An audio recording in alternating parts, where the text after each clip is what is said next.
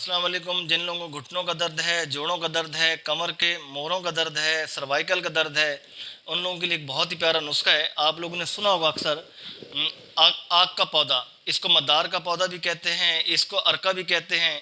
ये आग का पौधा वो है, जब आप इसका पत्ते तोड़ते हैं, कॉम्पल तोड़ते हैं तो दूध निकलता है। ये हर गली मोहल्ले में, गाँव देहात में मौजूद है।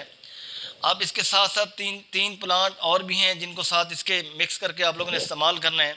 इस वीडियो को लाइक करें, चैनल को फॉलो करें और वीडियो को आगे तक आप फैलाएं ताकि किसी का भला हो जाए। अब करना क्या है, 3 से 4 पत्ते आपने आग के ले लेने हैं, उसको तवे पे सेकना है। या तो सरसों का तेल लगा लीजिए उसके ऊपर, या ऑलिव ऑयल लगा दीजिए।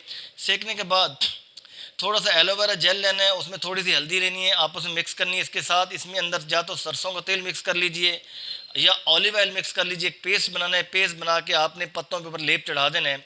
अब आपने अपने घुटने का, आपने टुकने का, आपने अपनी कमर का जहाँ दर्द है साइज देखना है, उस हिसाब से उतने पत्ते तैयार कर लें और उसको पत्ते लगा के उस जगह पे आपने एक कपड़ा सा बांध देना है और हवा से बचाना है।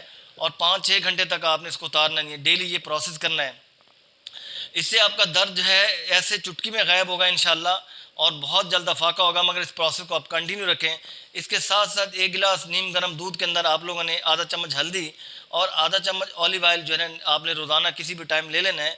और इसके साथ साथ क्या करना है, इसकी आग के पौधे के लीव्स ले लें या आप इसकी बार्क ले लें, स्टेम ले लें, इसको पिसवा लेना है, इसका सूप बना लेना है। 500 mg के कैप्सूल फिल करवा लेने हैं। एक कैप्सूल रोज़ाना खाना खाने के बाद आपने लेना है।